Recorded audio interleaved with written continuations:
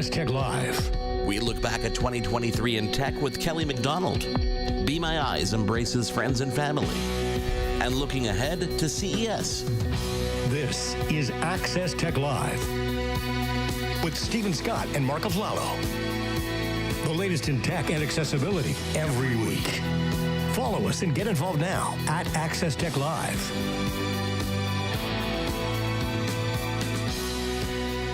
Welcome everybody to another Access Tech Live. I am Stephen Scott. Marc Aflalo is back with me as always. How are you doing this week, Marc? I'm doing I'm so excited, Stephen, and one of the reasons I'm excited is because on the shelf behind me, I have the rarest find I've ever found at a dollar store in Canada, and that is, I'm going to reach behind me and grab this. Stephen Scott, this is your likeness in an elf. The only way I can describe this elf is that it is you in a little elf outfit with a Santa hat. And it's going to be living on my shelf behind me for the entirety of this show to celebrate the holiday season. I don't really know how to respond to this because part of me feels like, okay, so my image has been clearly stolen and turned into some elf setup for Christmas time, which is fine. Okay, I get that. But it's the fact that you found it at the dollar store. I kind of hoped you'd find it at Nordstrom's or, somewhere, a bit more higher class, let's just say. No offense to the dollar store, I understand. But, this is my image I'm dealing with here. So I hope you understand, Stephen. I understand, but there is no Nordstrom here in Montreal. So where I am, the dollar store is where we're going to get it, okay? Okay. Okay, well, I'm expecting lots of that and also a cut of the profits, dollar store, if you're listening. So cool. Thank you for that, Marc. This week, we're looking back at 2023. We'll be highlighting what we think are some of the biggest stories of the year. Joining us today is the host of Kelly and Ramya. Yes, one of them. That is Kelly McDonald, and the Executive Director of the Consumer Technology Association Foundation, Steve Yule, is here with us. But before we get to all that, let's get the latest headlines from Marc. Access Tech Live headlines. Apple is being forced to pull its Watch Series 9 and Ultra 2 from its stores effective 3 p.m. today. The reason? Well, the company said to preemptively comply with an International Trade Commission import ban following a patent dispute with medical device maker Masimo. The dispute was first reported and confirmed earlier this week, having to do with the blood oxygen sensor, which the two watches have in common. Apple said, and I quote, it strongly disagrees with the order, and I quote, is pursuing a range of legal and technical options to ensure that Apple Watch is available to customers. It's unclear as now whether the import ban will stand. It has to undergo an actual presidential review period during which Joe Biden can actually have an opportunity to veto the ban. So if you're shopping for an Apple Watch this holiday season, you might want to get that in today. TomTom, the vehicle navigation company, is teaming up with Microsoft to bring a fully integrated AI-powered automotive assistant to vehicles. The company is best known for its GPS platforms, and they've partnered with Microsoft to develop this new assistant. The technology leverages OpenAI's large language models and Microsoft's cognitive services to make an assistant that draws from OpenAI's latest advancements. Now, TomTom is promising that the voice assistant will integrate into a variety of interfaces offered by major auto manufacturers, and it will be compatible with multiple manufacturers if you're worried about that. TomTom will be previewing the AI at CES in Las Vegas in just about, 3 weeks' time. Really cool stuff. Barbie is still pushing boundaries. The movie continues to make headlines this week thanks to a milestone in cinema accessibility. The epic movie's release on the Max streaming service has introduced American Sign Language. The special ASL edition of Barbie will add a sign language performer on the lower right-hand corner of the screen. Now, since it's streaming first, there will be a separate version of the movie entirely on the streaming service. You're going to have to look for the ASL version, not just an on and off switch like they do in traditional captions or audio description. Now, Casey Bloys is the CEO of HBO and Max, highlighted the importance of the feature, particularly for the deaf community. Very, very cool stuff. Be My Eyes has a new feature just in time for the holidays and the new year called Be My Eyes Groups. The new feature gives individuals who are blind or have low vision to build their own custom network of people to help with everyday tasks. The new feature is available now and comes directly from user feedback in the Be My Eyes community.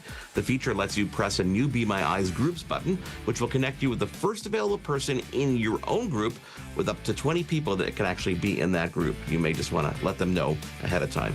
Stephen, am I in your group right now?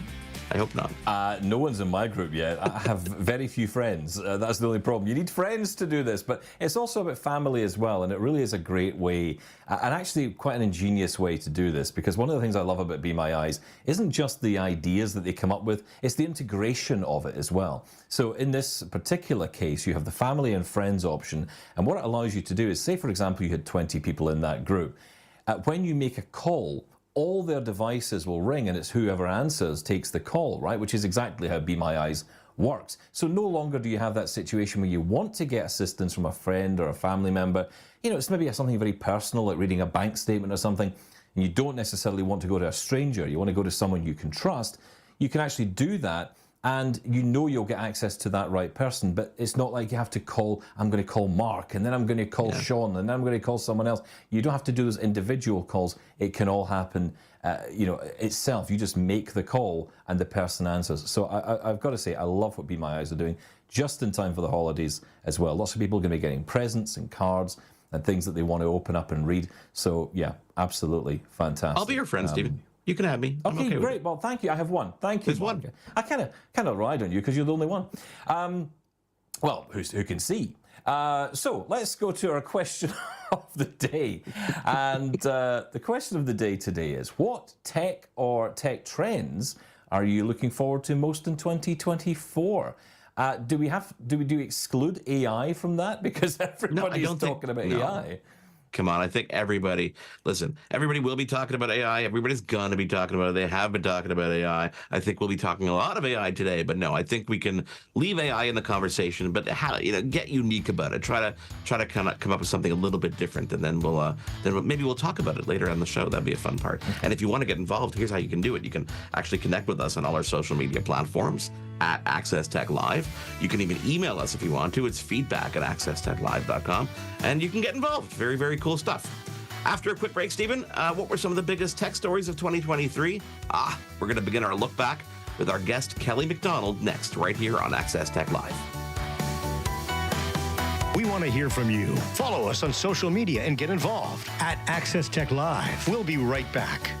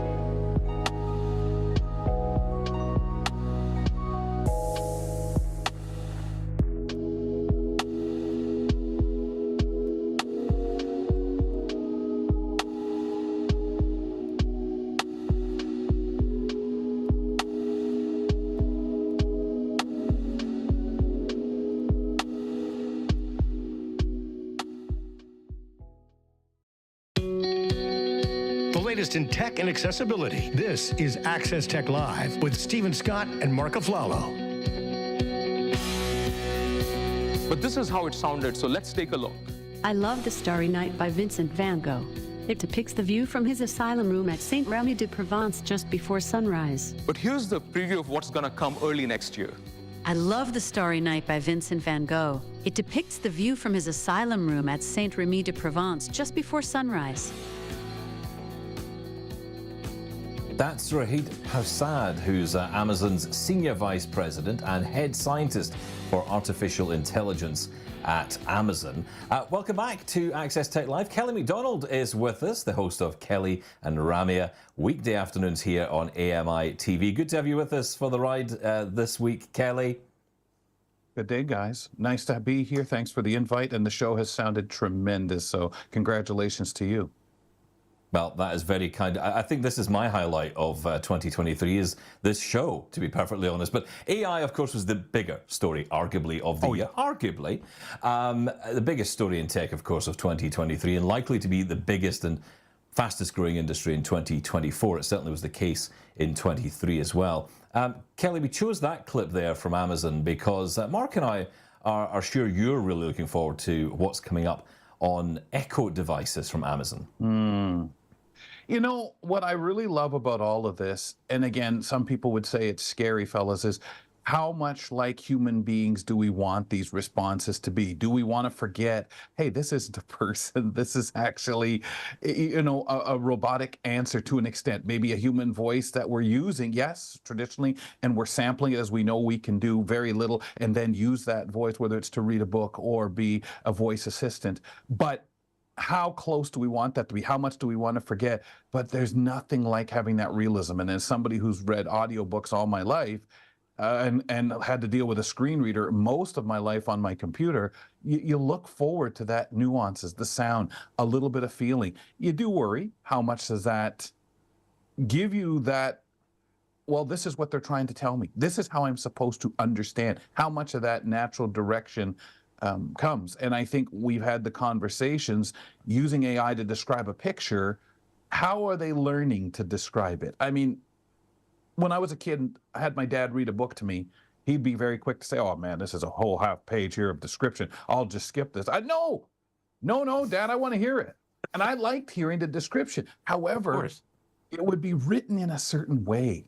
And I think one of the key things to figure out now is if you're, whether it's using Be My Eyes for description or anything using AI in any way, how is it telling you that? As a blind person, I may need description in a different way than that novel sounding, it's a big valley, the plants are lush. You know, I might want to hear that there's a big valley on starting from left to right. There is this, there is that, there's a farm in the base of the valley going up the right side.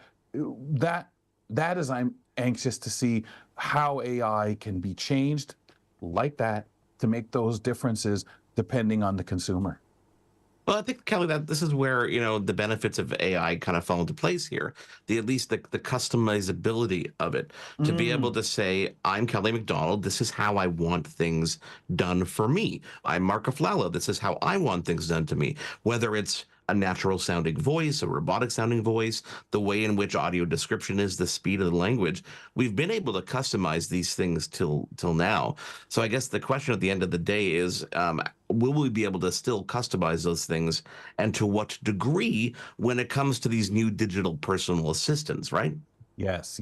And the importance, I mean, we used to think, especially those of us in the disability community, when we had to pay extra price or something was an individual item for me to have to make it accessible. Now we're seeing it in our iPhones, in our assistants, that there is, when you go to a website, hey, click here if you need a screen reader assistance and to make it easier and customize it, as you said, Mark, for it to be read that way. So I'm assuming these are things that are going to come part and parcel with the AI and that experience. And I don't know how much it's learning on its own. We're very quick to say the machine learning, but we know there's human hands in different places all over doing something and at least thinking this out. So I am very excited for it. I think you're right. Story of the year for sure is our AI, as you guys have mentioned, but I know those in the know, those utilizing it, the developers have been seeing it for a few years, and every 6 months or less, it's changing so greatly. What we think of today will be shocked in 6 months. What do you mean you're using AI to do that? But I think, you know, the key point here for me is that we're seeing it come in a very real way through devices like the Amazon Echo and devices like that. And I wonder from your perspective, What is it that you're looking for it to do that it doesn't do today? What can AI bring to the table? I think we're still looking at the filtering out. When I ask questions and it's giving me an answer back, not necessarily being so quick to display it. I want to be able to say, you know, this is my choice to have it, you read it to me, not say, oh, look on your TV. What? You know, no, I don't want to cast over there the choices. I want to know about that. I'd like the choice to have a little more of that detail, which we know that's certainly in its sphere to do, but knowing, as we talked about, these are my choices, and the accuracy. I think we still see AI getting you information, but it's still pulling from available sites, an article that might be out there. How do we get it to be more true and a little less of the stuff that is just gathered together and thrown? And that will come in its time, but that's what I need the assistant to do, whether it's Google or the A-Lady, just being able to filter out what Kelly McDonald might have wrote on a site somewhere that's just a bit of, you know, made up this or that, or lack of background. How does it get to actually getting the accurate? So we're always saying, hey, if you're asking a medical question, take the internet with a grain of salt.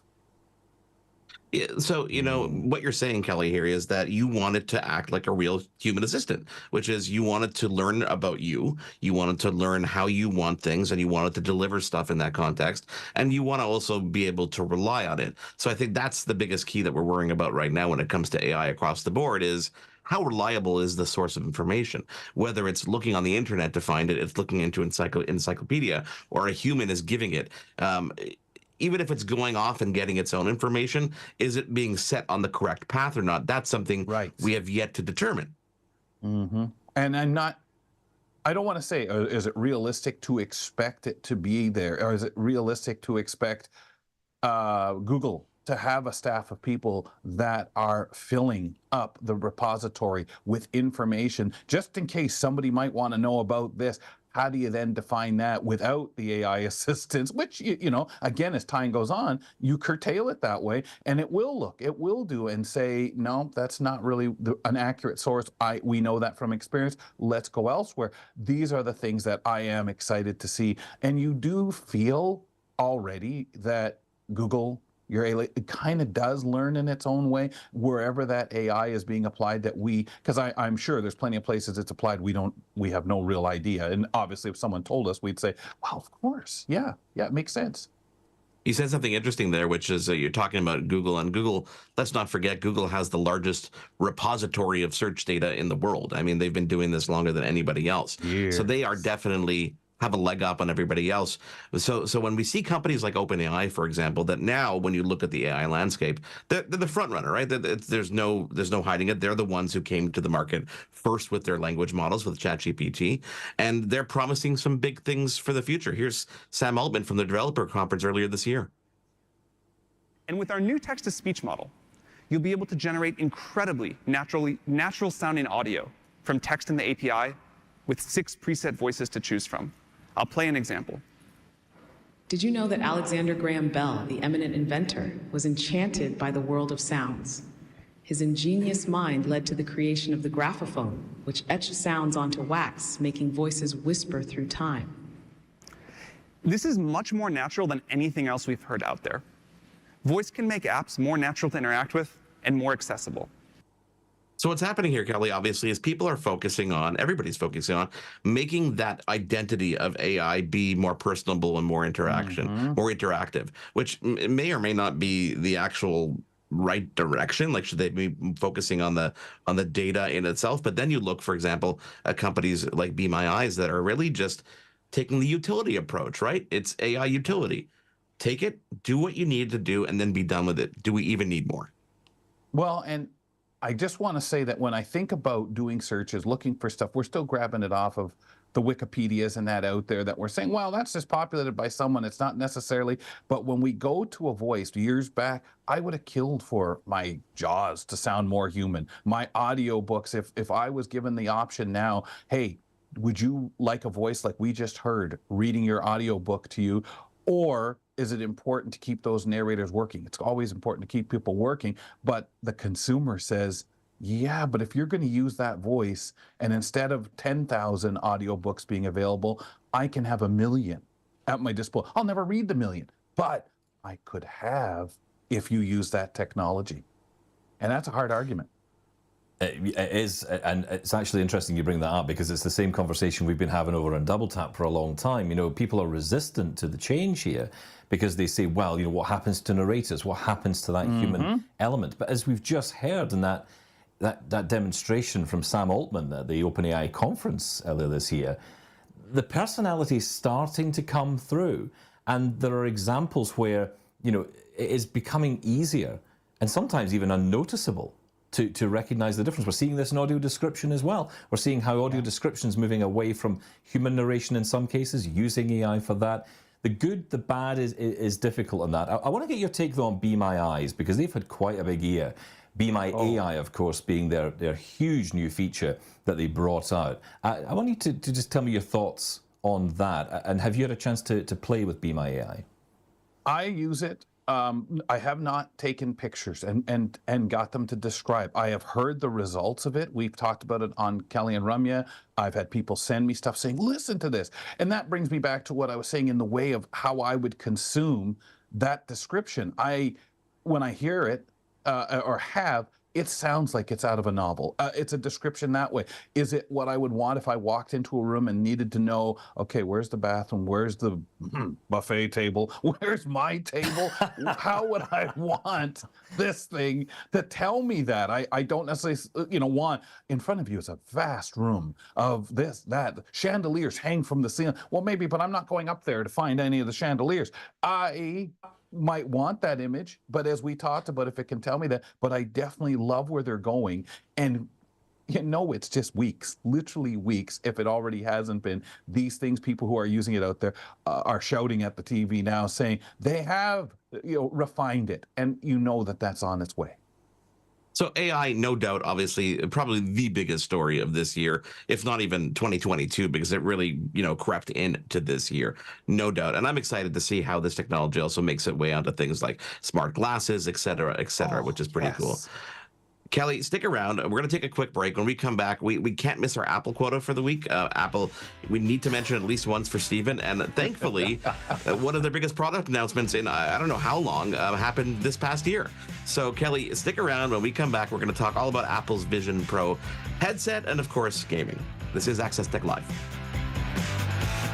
We want to hear from you. Follow us on social media and get involved at Access Tech Live. We'll be right back.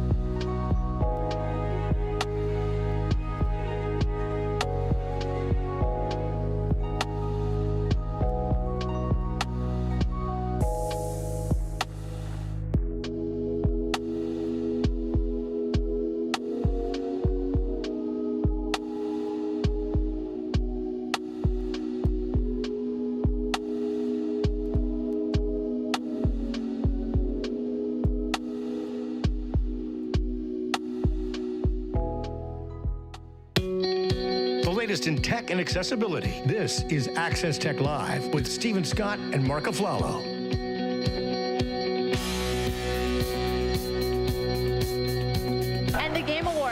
introduce to Forza Motorsport. Thank you so much for this. Since this category was introduced several years ago, I think we've seen a dramatic shift in the whole industry towards making games more and more accessible. And with this list of amazing nominees, it just really drives that home. That's Neha Chintala and Katrin Hillman accepting the award for Forza Motorsports in the Innovation in Accessibility category at the Game Awards just a couple of weeks ago. Kelly McDonald is still with us. So, on to gaming, guys. We've got to talk about this. And, it's quite incredible how many categories now we can talk about in the field of accessibility. I mean, it has, of course, been another amazing year for accessibility in games. But the fact that we can even talk about it, Kelly, as blind guys, we can drive a car. Finally, yeah. I mean, how great is this? Well, we had Marcus McCracken on our show. He brought Brandon on, who's been doing the testing and part of the developing for Forza Motorsport. And this, for me, I've never been a big gamer, but I've always said to people, if there was the accessibility where I could play a game, I'd lose my job, for sure. Because where is he? And I'd be at home and screaming at the TV. I think this is scary to me on the level of, wow. Because I would love this. And we've always talked, Stephen, with the feel. Give me some things to feel. Let me, as I make it go into the turn, feel the tilt in somehow and feel the road, feel that I'm getting close to the wall when I rub up against it via a vibration. These things are the telltales that, crazy enough, for not only us to help be able to do this without sight, but others to enjoy it who can see and say, oh, I feel myself rubbing against that wall. It's beautiful.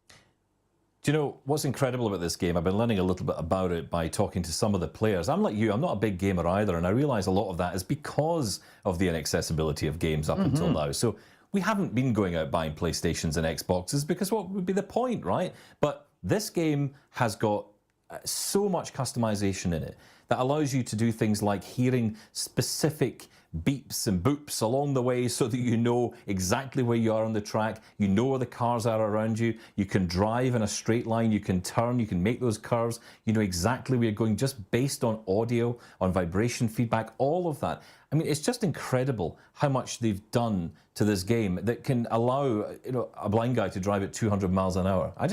I am honestly blown away by it. And what is incredible, I mean, obviously, like you say, you had Brandon Cole on the show, who was, one of the key people, the key advocates who were involved in making sure this game got its credentials. And of course, he gave it those credentials just by being part of it.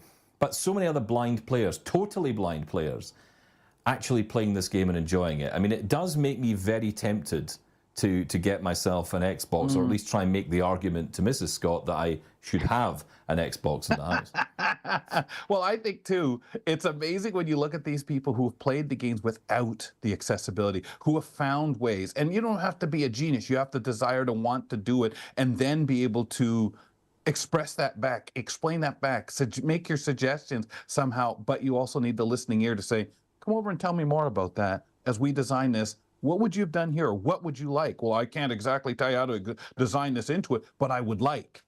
And this would help. I could learn or do the game if I could do that. Thank you. And I think that the Brandons out there, the people doing it, the Marcus is sitting at home and having some fun and saying, hey, Stephen, Kelly, trying it out and never. It's that battling through it that these people have done to make them be able to explain and help the rest of us be able to participate down the road. It's kind of the empowerment, right, Kelly? It's It is. now that people realize that they're listening and they're doing it, people aren't scared to speak up and tell them what they want.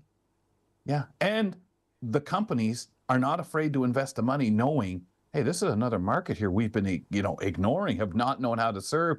And is that all we have to do to make ourselves a lot of money? And I know we're seeing that everywhere, but gaming, for some reason, I guess it's that one thing people say, look, there's far more accessibility and things out there that disabled people need versus games. And we're all screaming, are you kidding? Like what? Okay, well, I want to play a game.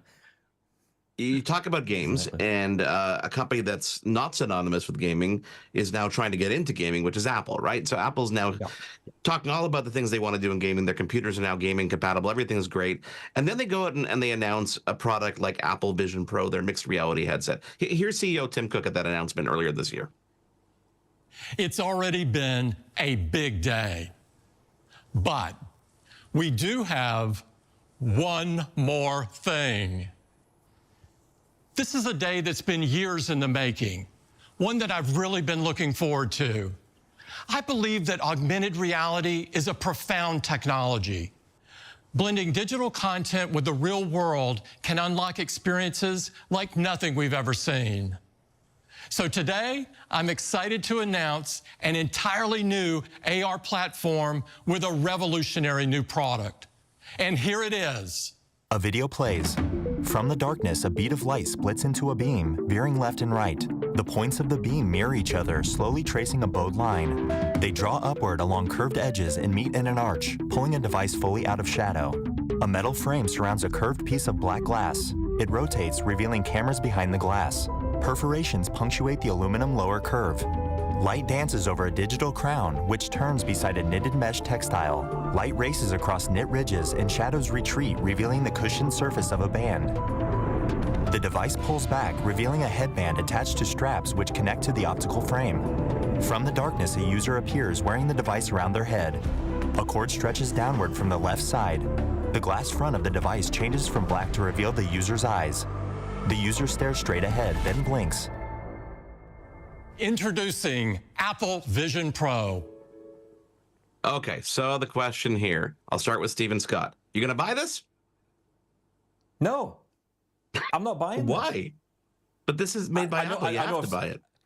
Do we have a breaking news thing that we can throw up on screen? Because I don't think I've ever said I'm not buying an Apple product in my life. But honestly, it is true. I'm not buying this. As much as I think it is going to be brilliant, I think it's going to be great, I think it's going to have huge benefits, I think it's going to take computing to a new level.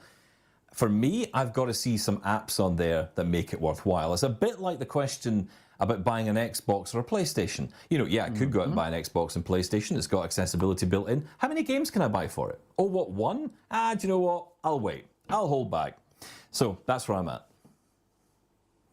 Kelly? Same thing. I when this came out, I thought, oh, wow, advancing. But my head's not there to, okay, how could I enjoy? What can I do yet with augmented glasses, with the little bit of vision I have to see these things on there? Not enough. But it's the hope for the future. Just like the driverless car. It's like you sit back and say, okay, you're doing something like this now. And again, I had to get to the point with an iPhone, simply realizing, yeah, I'm not going to use everything. Even things that I can use, I'm not going to use everything on this. I get that these glasses are going to be the same way, regardless of whatever they built into it. But you got to give me something to make it worth me getting, other than, look at me in these cool glasses I can't do anything with, but I look good. And I'm spending the money. It's coming, something. But I'm going to project, Steve, and I don't know if you'll agree with me. I think we're still good, even after it's in Canada here. We're still a ways away. 3 years, 4 years before it's something we can do anything. It's kind of like waiting for the iPhone 4S to get any speaking in it or anything like that back in the day. That's right. That's exactly it. Yeah. And, you know, people forget that, right? The iPhone came out, we had to wait till the 4S, and then we got voiceover, and it was like, oh my goodness, this basically, this piece of glass is now accessible to us. The thing is, out of the gate, the Vision Pro will be accessible. We know that it will have voiceover on it. We've had it demonstrated pretty much on day one. We had that, which is incredible. But I have to say, there's accessibility and there's usability. And I think that's going to be the big issue for me with this device, because how is this going to be something I can use and benefit from? It's a lot of money to pay for a very fancy screen I can't see. And it's probably at that point, I'm maybe just personally at that point in my life where I'm just not prepared to spend that kind of money on something that I feel I'm just throwing it away. You know that on the front of the device is going to be like this fog, which represents you using the device. That's how I'll see it inside, a foggy mess.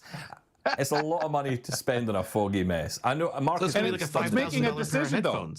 Well, that's it. But that's what I see it for at the moment. Wow, that's kind of neat. That's kind of nice, as long as I'm not spilling out and bothering anyone. But it's, again, the decisions you make of products that you're going to buy. You're not going to buy every iPhone on the market. You'll choose the one you want because of its usability. And I've got AirPods if I want good headphones, right? I mean, that is my Vision Pro. That's my Ears Pro. Yep. You could buy almost 50 pair of AirPods if you want, compared to the price of the Vision Pro. That's right.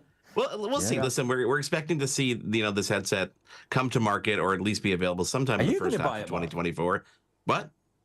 Are you going to buy it? He'll get one he can test and play around with it. That's what he'll do. Yes, yes, I will. I'll probably buy it from the States and bring it to Canada to figure it all out. Will I keep it? I don't know. I mean, when Meta came out with their Quest Pro, I got it for a couple of weeks, played with it, so I'm never going to use this and returned it. So but that was a quarter of the price, literally. So this is really expensive investment for something that is not yet proven. I think that's why it's the price that it is, because they don't. And expect I don't know what I expect from it. Like in future, what you let Be My Eyes work through it for me?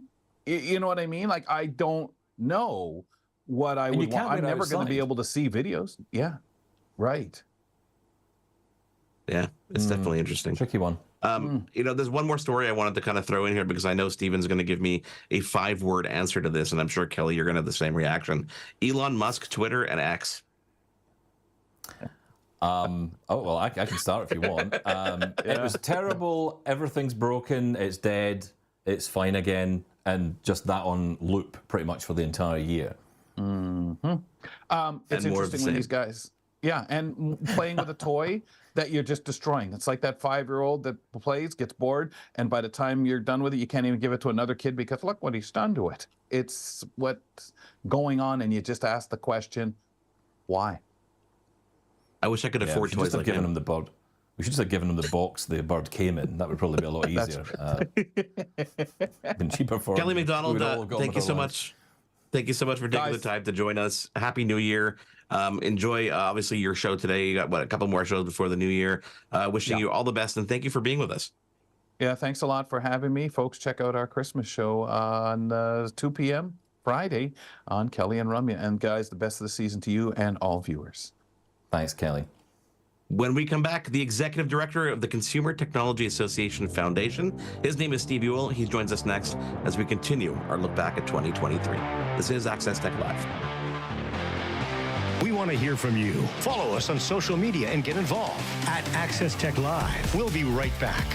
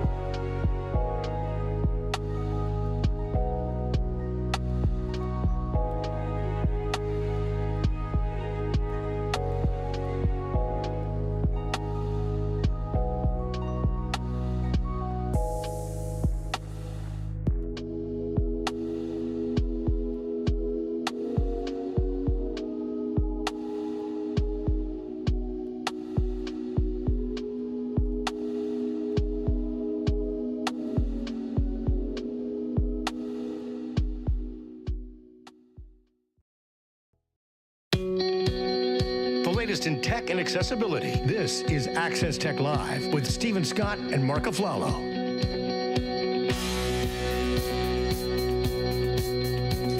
Hey guys, welcome back. Now, Steve Ewell is the Executive Director of the Consumer Technology Association Foundation, a foundation whose mission is to link seniors and people with disabilities with technology and enhance our lives. Steve, welcome to Access Tech Live. Great to have you here. Yeah, thanks so much for having me. Excited to be here and excited to preview some great stuff we have coming up at CES. Oh, I can't wait to dive in. Listen, we're here this week looking back at the biggest tech in 2023. We wanted to get your perspective on this as well, not just looking forward, but, you know, this time of year we always look back. When it comes to accessibility, of course, this is one of your foundation's missions. It's the key mission, arguably. So what was the biggest, in your eyes, from the past year? What was the biggest announcement? Yeah, so that's...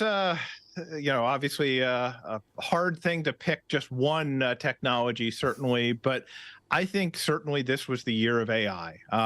We saw AI really being covered across the entire technology world this year, and both from a kind of machine learning aspect. So as we think about, you know, smart home products and other solutions that can continue to learn and adapt to, you know, our preferences in our environment, we're seeing products get better and better in that space. But then as you look at some of the generative AI solutions that have come out in the last year, and the opportunities that could have, also, you know, both at home, but also at work, like helping people. I know I've played around with them. They help quite a bit with, you know, generating something that you can send out or things along those lines. So certainly AI is one of the biggest aspects for me when I look at accessible technology over the last year. Steve, you know, number one, if I was a betting man, I would win $100 from, you know, guessing that answer. I think everybody would probably have figured out that AI is the biggest over the past year. Thinking about it in the larger perspective of things, especially when it comes to accessibility, is there anything that was announced or any kind of way that AI was used that got your brain thinking a little bit differently and opened up and like, oh, wait a second, I never thought it could do that? Yeah, so I think it's interesting when we're looking at it. You know, digital health is a big aspect that we're looking at. You know, what ways can technology help people live healthy? And we're starting to see more and more solutions integrate AI into their solution. In fact, we're going to do a health tech pitch coming up, and I know we'll get a chance to dive into that. But we're seeing people integrate the AI to help those solutions better adapt to what are your needs versus, you know, Stephen's needs versus my needs, and really be able to customize those solutions. And, you know, it seems like a simple answer, but it really has a massive impact when you think about, you know, what you need to, you know, basically these AIs can know everything that you need to know. They're able to be up on the latest journals and other things along those lines and integrate that in their recommendations for people. Yeah, it's interesting because, of course, we were just talking to Kelly McDonald about that very thing, how AI can work independently for each person. And that is, of course, something that can work across health as well. Now, you also mentioned your pitch contest, which is a big highlight every year and really gives an opportunity to discover new companies. Now, last year we saw winners like Good Maps and Xander. Do you follow these companies after they win? And what are they doing now that you're aware of? Yeah, absolutely. So I try to keep up with all these companies. I just am so thrilled to see products from, you know, across the world that come to CES. And last year's pitch really was, you know, kind of the theme that we were all dealing with is getting back out into the world at that point in January 2023. So yeah, our winner was Good Maps. They're actually going to be back at CES this year, but they're continuing to build out their navigation solution for blind and low vision. But honestly, their solution can help a lot of people navigate indoors. So we're excited to see them. Roboca Vision, which was our runner-up at the contest last year, has an app that can help basically adjust, different coloring, different, it can read things. So helps the blind, low vision community.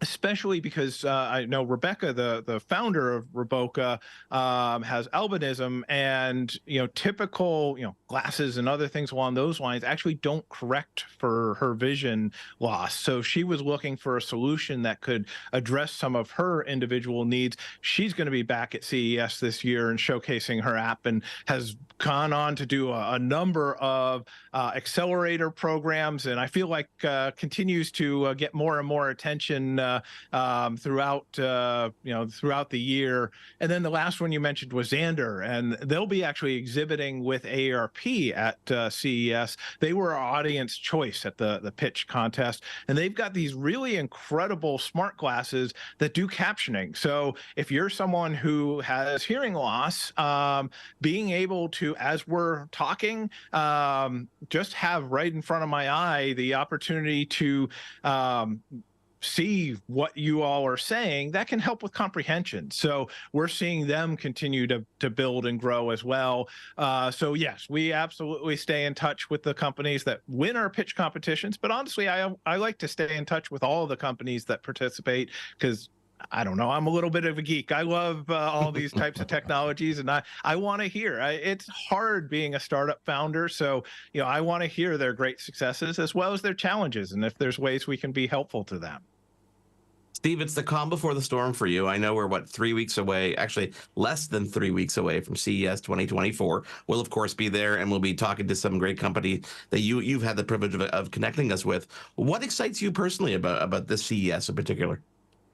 So this CES is really looking incredible. So we'll have about 130,000 attendees from all over the world. About a third of those attendees will be from outside the U.S. We have over 1,000. I think we're closing in on over 1,100 startups from all over the world, as well as kind of the big global brands that you're used to seeing at CES. So I'm really excited to just kind of really be back and engaged at the show.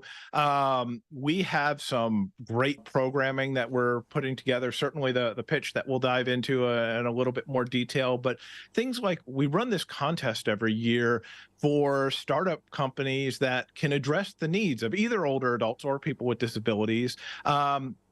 We have 5 companies that we're going to be showcasing on the floor right in the front of Eureka Park that have really incredible everything from an over-the-counter hearing aid to a social robot to a basically haptic tablet that can help blind and low vision people follow sports and be able to feel where on the pitch or on the field the ball is and the different players are. So all of these are really incredible examples. And honestly, what I'm most excited about is people are talking about the ways technology can improve the lives of older adults and people with disabilities. We've seen that topic grow over the last decade, I'd say. And this year is going to be an incredible year for it. Accessibility comes up, and you guys are of course at the heart of all of that. But what's really interesting for me as a consumer and someone who is in this space watching and reporting on this, how much more we talk about accessibility. Is that because there are more companies devoting their time to accessibility, or is it that companies are actually realizing that their products can benefit people in that accessibility space? Companies that we might never think of, like Amazon, for example. Most people probably don't even think about Amazon as a company that creates products that are accessible, but their products are accessible. Do you think people are coming to a realization about it? I think so. I think it's been a major push to create that awareness, and really awareness across the spectrum. So both that consumers can understand what accessibility is out there and can be helpful for themselves, but also the companies understanding that, yes, there's absolutely, as much as I'd like to say, I'm a charitable foundation. So I'm saying, do the right thing, do the good thing. And there are companies that absolutely do it for that reason, but there's also a real business opportunity for them. There's customers that are looking for devices that can solve their needs. And whether you're talking the aging population or the disability population, between those two groups, they're massively growing in a lot of pieces of the world. So this is an opportunity for those companies to address those needs. And certainly, I won't claim credit for changing the entire conversation there, but there's part of the reason we do a lot of work around accessibility at things like CES, because you have the developers from various products, the engineers from various products from all over the world there, and it's our opportunity to help put that message right in front of them, so when they go back and start developing the next round of products, hopefully they're considering accessibility. Steve, what's coming up at this year's pitch competition? So this year's pitch competition is focused on health tech. So we've got 8 companies. We have dozens and dozens of entries from all over Eureka Park, which is the startup area of CES, enter this year. So everything from a wearable headband that can do kind of brain-computer interfaces to an AI solution that can help with creating care solutions in the healthcare environment, to a translator and captioning solution designed for the medical community for deaf and hard of hearing attendees. We're going to have 8 really incredible companies that are going to be pitching. We've got a gentleman named Paul Amadeus Lane, who is an accessibility consultant, who is going to be our MC of the event. We've got 3 great judges that come from the healthcare space that are going to be evaluating and asking questions of the pitching companies. We actually have a 4th additional judge. We partnered with an organization called the Patient Safety Technology Challenge, and they're bringing a 4th judge, and he's going to be looking specifically at where there's opportunities for these health tech companies to address patient safety needs, and they'll be offering up an additional award. So we'll basically have our grand prize chosen by the judges. We have our audience choice. So for any of your audience that are going to be at CES, I encourage them to come out to the pitch, because they'll get to choose one of the winners as well. And then we'll have the patient safety winner as well. So it'll be a great chance for us to recognize a variety of different companies at the show. Steve Ewell, it has been wonderful talking to you. I cannot imagine how much work you have on over the next few weeks, but I wish you all the best with CES in 2024, and we can't wait to catch up with you and your colleagues as well in Las Vegas. Happy New Year to you, Steve, when it comes, and thank you for joining us. Well, thank you so much for having me, and I really look forward to seeing you at CES, and thank you for all the coverage that you're doing of these important issues, and I look forward to celebrating with you in the new year. As do we. Steve Ewell, the executive director of the CTA Foundation. When we return, the answers to our question of the day: what tech or tech trends are you looking forward to most in 2024? Well, we'll find out in a couple seconds here on Access Tech Live. We want to hear from you. Follow us on social media and get involved at Access Tech Live. We'll be right back.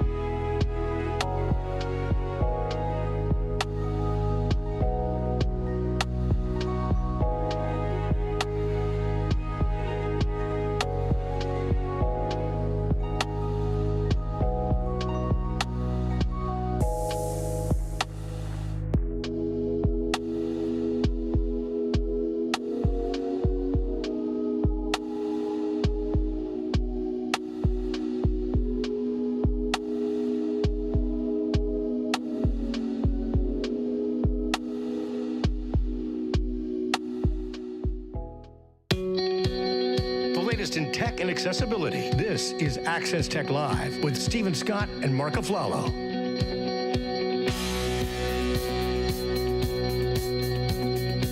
Welcome back. Now let's get to our question of the day. What tech or tech trends are you looking forward to most in 2024? I'm going to cheat. I'm just going to say AI. I want more AI. Oh, more come on. And more AI. Come on. Oh, come on, Stephen. You couldn't come up with something better than that? Maybe a Vision Pro to try for a couple of weeks. But other than that, to try, not to buy. I like it. I'll send it back. I'm not keeping it. Okay, we got a couple answers here that we're gonna highlight here. Marc François wrote us a DNA replication. Okay, I think that's pushing it just a little bit in terms of what we may or may not be capable of doing in 2024. But I mean, we can go for it, right? Well, you can. I'll sit that one out. You try it first. I always tell my son, you work on this, Zachary. You work on teleportation. You tell me when it's done. I will be ready to go with it. Will sent us a note on Facebook saying EV battery advancements. That's a pretty cool one because we could all use a little bit more range in our electric cars that we don't have and that we want to buy. Tom writes us a laundry folder. They have that. You see, that actually exists. I've seen that. Panasonic has a laundry folder. They even have a giant one that you can actually... Are they good? I'm sure that, I mean, they're probably really expensive in there. I've seen them in a couple like home renovation shows where they spend like $14,000 on these things that steam and fold and do your laundry. But why not? How bad can they be, Stephen? I just want one that I can throw my clothes at. It just cleans them, irons them, folds them, puts them away. Is that too much to ask? It is a little bit too much to ask. Grant Hardy, of course, who was on last week. Aside from assistive tech, I'd like to see some tech-related progress that benefits the environment. Not entirely sure what I imagine this being, but something that gives us cleaner energy, maybe. Listen, I'm all for that as well. Thank you, Grant. Yeah. Stephen, we've got 30 seconds left to say Happy New Year to everybody. A couple of great shows coming up in the next couple of weeks, and then we come back in 2024 for CES in grand style. So thank you. Of course, thanks to all our guests who were on the show this week, Kelly McDonald and Steve Ewell. On behalf of everybody and everybody in the control room, thank you for watching this week's edition of Access Tech Live. We will see you in the new year. Happy New Year, guys. Thanks for tuning in to Access Tech Live. Follow us online at all social media at Access Tech Live. Email us feedback at accesstechlive.com. Hosted by Stephen Scott in Glasgow and Marc Aflalo in Montreal. Written by Stephen Scott and Marc Aflalo. Live show director, Anastasia Spalding Stenhouse. Technical director, Caitlin Robinson. Audio, Jordan Mulgrave. Live graphics and playback, Kingsley Juco. Graphics coordinator, Eliza Rocco. Integrated described video specialist, M. Williams. Supervising producer, Michelle Dudas. Copyright 2023, Accessible Media, Inc.